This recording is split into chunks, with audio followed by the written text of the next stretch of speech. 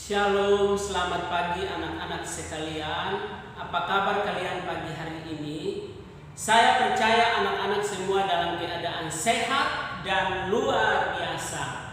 Ya, puji Tuhan, pagi hari ini kita diberi kesempatan untuk memulai pelajaran kita hari ini. Sebelumnya mari kita berdoa. Bapa di surga, terima kasih untuk anugerah-Mu, hari baru yang Engkau beri bagi kami, untuk kami memulai kegiatan belajar mengajar kami hari ini. Kiranya Tuhan hadir memberkati kami dari awal, pertengahan sampai akhir. Dalam nama Tuhan Yesus kami berdoa. Amin. Baik anak-anak, sebelum kita masuk dalam materi hari ini, saya meminta kita semua untuk bersama-sama menyanyikan lagu Garuda Pancasila. Dan silahkan anak-anak boleh menyanyikan di rumah kalian masing-masing. Baik anak-anak, hari ini kita akan masuk dalam pembelajaran kita, yang mana pada hari ini kita masih ada pada pembelajaran yang kelima. Ya, pembelajaran yang kelima. Dan jika kemarin kita belajar tentang penyebab kekurangan air bersih, serta kita belajar tentang penyebab kekurangan air bersih, maka pada hari ini kita akan memperhatikan, melihat buku kalian di halaman 85. Kita mau belajar tentang cara menjaga ketersediaan air bersih. Cara menjaga ketersediaan air bersih. Saya berharap setelah pelajaran ini anak-anak semua memahami, mengerti langkah-langkah yang harus kita terapkan supaya kita tetap menjaga ketersediaan air bersih. Karena kita tahu air bersih merupakan salah satu kebutuhan pokok yang sangat penting bagi kelangsungan hidup makhluk hidup, termasuk kita sebagai manusia.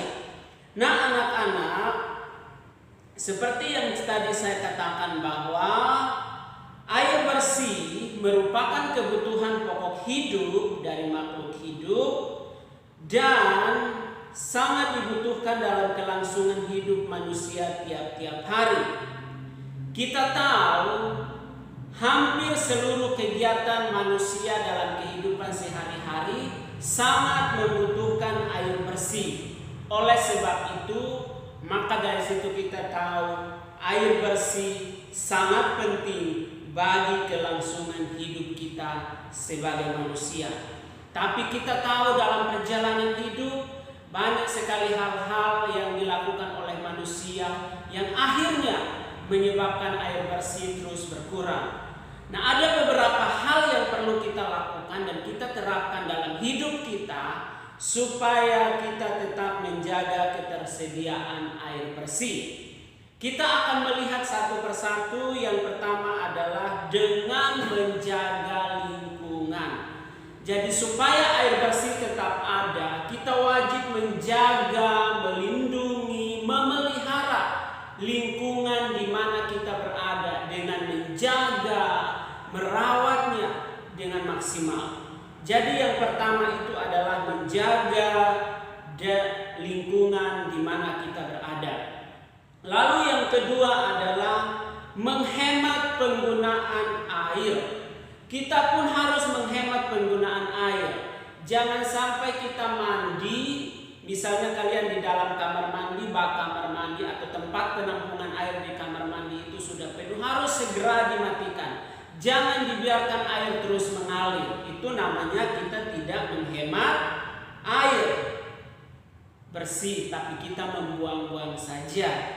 Lalu yang ketiga adalah membuang sampah pada tempatnya. Kita tahu sampah merupakan salah satu penyebab air mengalami kerusakan, sehingga sampah pun bisa menyebabkan kemarau yang berkepanjangan.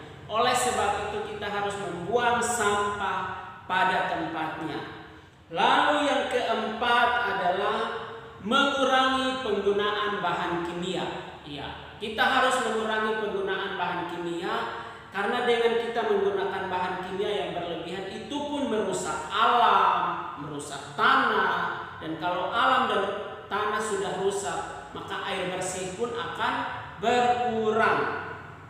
Lalu yang kelima adalah membuang sampah kimia dengan benar. Artinya buang sampah kimia di tempat yang tepat, tempat yang benar, bukan dibuang sembarangan ke berbagai tempat. Tapi pasti sudah ada tempat-tempat yang disediakan untuk membuang sampah kimia, maka kita harus membuangnya di sana, ya.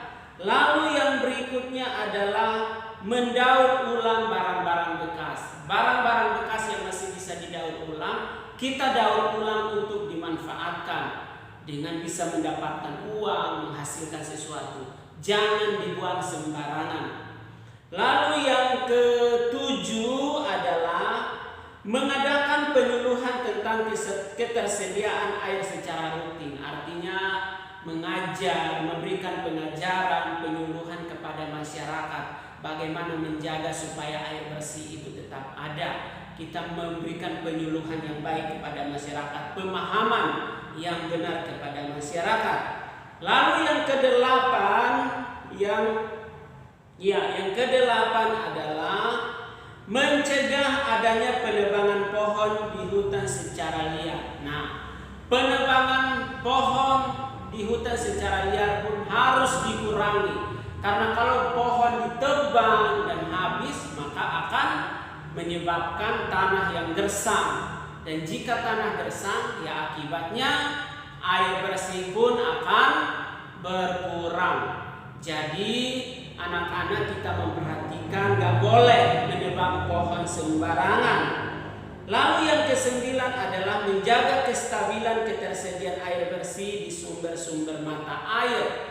Ya, jika ada sumber mata air, maka lebih baik sumber mata air itu dijaga dengan menanam pohon sebanyak-banyaknya.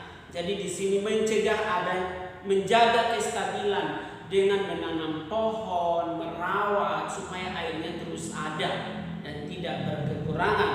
Lalu yang ke-10 adalah mengadakan reboisasi atau penghijauan. Jika ada tempat yang sudah mulai gundul, maka kita harus segera menanam pohon supaya tanah tersebut tidak tandus dan kering. Karena jika tanah tandus dan kering, akibatnya pun pasti akan terjadi kekurangan air bersih.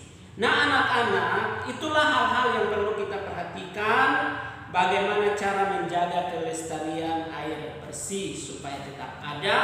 Mari anak-anak lakukan di dalam kehidupan kalian masing-masing. Tugas bagi anak-anak semua pagi hari ini adalah silahkan lihat, ayo kerjakan, dan ayo berdiskusi di halaman 84. Tolong dikerjakan dengan benar. Saya tekankan, kalau sudah dikerjakan, jangan lupa dikumpulkan karena ini berkaitan dengan nilai kalian. Baik, terima kasih anak-anak sekalian. Selamat mengerjakan tugasnya. Tuhan Yesus memberkati.